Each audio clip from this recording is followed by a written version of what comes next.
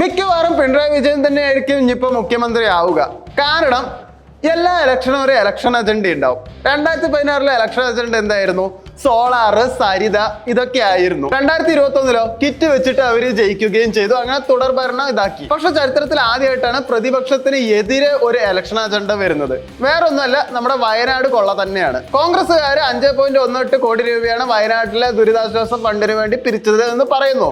അവര് പിരിച്ചിട്ടുണ്ടാവും, പക്ഷെ പ്രചാരണം ഒന്നും നടത്തിയതായിട്ട് അധികം അങ്ങനെ കണ്ടിട്ടില്ല. കുറച്ചു ദിവസം മുമ്പ് VD സതീശൻ പറഞ്ഞിട്ടുണ്ടായിരുന്നു, ഞങ്ങൾ വയനാട്ടില് വീട് പണി എപ്പോഴേ തുടങ്ങി എന്നത്. ഞങ്ങൾ കല്ലിട്ട് അവിടെ പണി തുടങ്ങി നിങ്ങൾ അന്വേഷിച്ച് നോക്ക്. ഞങ്ങൾ കല്ലിട്ട് അവിടെ പണി തുടങ്ങി നിങ്ങൾ അന്വേഷിച്ച് നോക്ക്. എന്നാൽ കഴിഞ്ഞ പത്രസമ്മേളനത്തിൽ VD സതീശൻ പറഞ്ഞു 3.5 ഏക്കർ ഭൂമി വാങ്ങിയപ്പോൾ ഞങ്ങളുടെ പൈസ എല്ലാം തീർന്നു എന്നത്. അപ്പൊ എന്തിനാണ് VD സതീശൻ ഇങ്ങനെ ഒരു നുണ പറഞ്ഞത്? വയനാട് ടൗൺഷിപ്പ് ആക്കാൻ പോകുക എന്നുള്ളത് എല്ലാവർക്കും അറിഞ്ഞിട്ടുണ്ടാവും. കൽപ്പറ്റയിലാണ് 200 വീട് പിണറായി വിജയൻ ഉണ്ടാക്കുന്നതെന്നൊക്കെ പറഞ്ഞിട്ട് ന്യൂസ് വന്നിട്ടുണ്ടായിരുന്നു. കുറച്ച് ഉള്ളിലോട്ടാണ് കോൺഗ്രസ്സുകാർ ബാക്കി 100 വീട് ഉണ്ടാക്കുന്നതെന്നും പറഞ്ഞിട്ടുണ്ടായിരുന്നു. ലീഗുകാര് 50 വീട് എന്തോ ഉണ്ടാക്കാന്നും പറഞ്ഞു. അവരത് ഉണ്ടാക്കിയിട്ടുമുണ്ട്. അവര് പറഞ്ഞപടി കറക്റ്റ് ആയിട്ട് ചെയ്തിട്ടുണ്ട്. 3.5 ഏക്കർ നിലം, അതായത് നിലം തന്നെ. ഈ നിലം വാങ്ങാൻ എന്തിനാണ് 5.18 കോടി രൂപ ചെലവാകുന്നത്? നിലത്തിനാണെങ്കിൽ ശരിക്കും പറഞ്ഞാൽ സെന്റിന് വയനാട്ടിൽ 30,000 35,000 രൂപയൊക്കെയാണ് മാർക്കറ്റ് വാല്യൂ. എന്തായാലും ഗവൺമെന്റ് വാല്യൂ അതിലും താഴെയായിരിക്കും. ഇതിനെന്തിനാ ശരിക്കും പറഞ്ഞാൽ 5.18 കോടി രൂപ ചെലവായത്?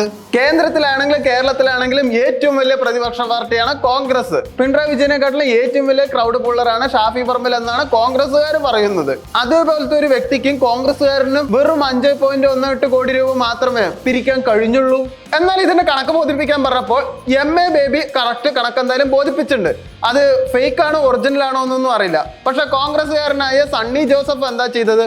ഒരു നോട്ടീസിന്റെ പുറകില് പേനയും കൊണ്ട് എഴുതിയ ഒരു കണക്കാണ് വന്ന് പറഞ്ഞത്. ഇതെന്തൊരു കണക്കാണ്? ഒട്ടും മര്യാദയില്ലാണ്ട് ഈ ഒരു കാരണം മാത്രം മതി ഇവർക്ക് എങ്ങനെ ശരിക്കും പറഞ്ഞാൽ കേരളത്തിന് ഭരണം കൊടുക്കുക? ഒന്നും വേണ്ട. കഴിഞ്ഞ ദിവസത്തെ പത്രസമ്മേളനത്തില് VD സതീശനും K സുധാകരനും കൂടി മൈക്കിന് വേണ്ടി തല്ലുകൂടിയത് നിങ്ങൾ എല്ലാവരും കണ്ടിട്ടുണ്ടാവും. ഒരു മൈക്കിന് വേണ്ടിയിട്ടും രാഹുൽ ഗാന്ധിയുടെ മുന്നിൽ വന്നിട്ട് കൈ കാണിക്കാനും വേണ്ടി തല്ലുകൂടുന്ന ഈ നേതാക്കന്മാർക്ക് എങ്ങനെ നമ്മളിപ്പോ വോട്ട് ചെയ്യുക? അതൊക്കെ പോട്ടെ. ഈ കള്ളക്കണക്കിനെ പറ്റിയിട്ട് VD സതീശന്റെ അടുത്ത് മീഡിയക്കാർ ചോദിച്ചപ്പോൾ VD സതീശൻ അഭിമന്യുവിന്റെ രക്തസാക്ഷികളെ പറ്റിയിട്ടും അതിന് പിരിച്ച ഫണ്ടുകളെ പറ്റിയിട്ടൊക്കെയാ പറയുന്നത്.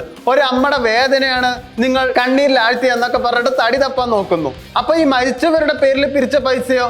അതെന്താ ശരിക്കും പറഞ്ഞാൽ ഒരു വേദന തന്നെയല്ലേ? ശരിക്കും പറഞ്ഞാൽ മിണ്ടാണ്ടിരുന്നുണ്ടെങ്കിൽ നിങ്ങൾ എന്തായാലും ജയിച്ചിട്ടുണ്ടാവും. നിങ്ങളായിട്ട് തന്നെ നിങ്ങളുടെ ഭരണം ഇല്ലാതാക്കുകയാണ് ചെയ്തത്.